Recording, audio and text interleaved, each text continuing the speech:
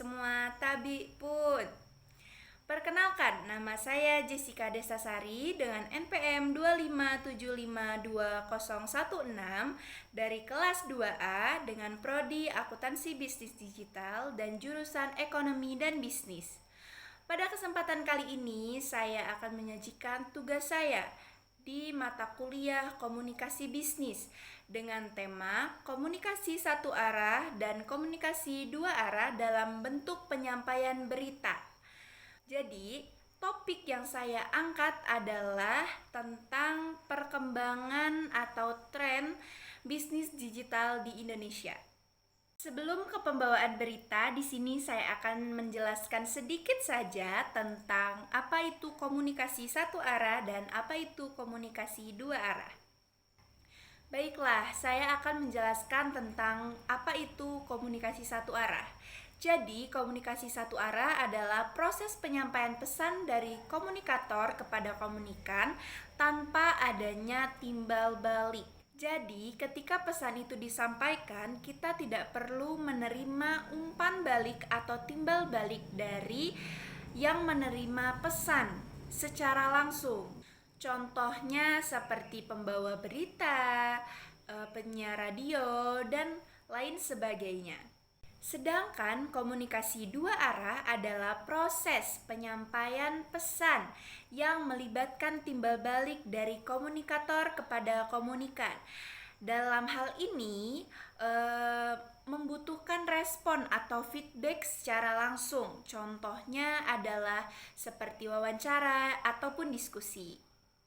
Perbedaan utama keduanya sudah sangat jelas ya, bahwa komunikasi satu arah itu hanya ketika komunikator memberikan pesan itu tidak harus secara langsung atau tidak mendapatkan timbal balik secara langsung. Sedangkan komunikasi dua arah itu melibatkan komunikator dan komunikan yang mendapatkan respon atau timbal balik secara langsung.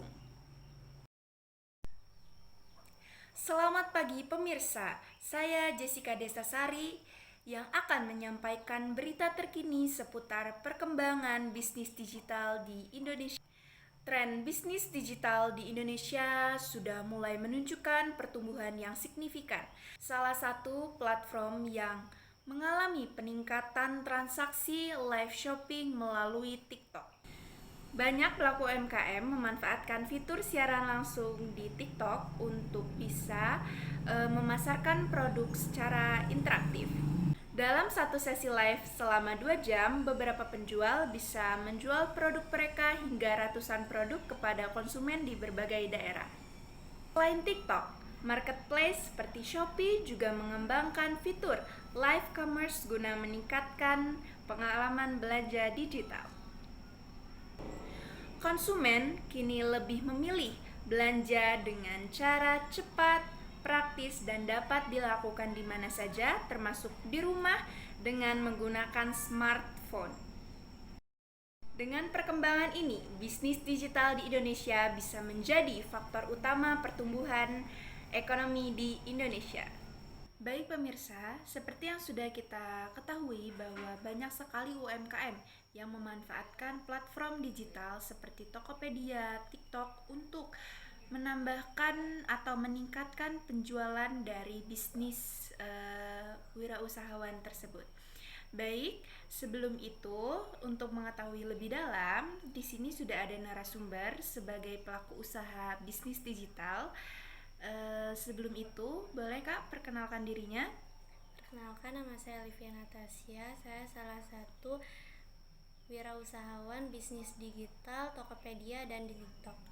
Baik, sebelum itu Kak, saya mau tanya nih untuk Kak Livia, untuk pengetahuan para pemirsa, sejak kapan sih Kakak memulai penjualan untuk memasuki bisnis digital ini? Saya mulai sekitar tahun lalu dan awalnya hanya iseng untuk mencoba-coba berjualan di live TikTok.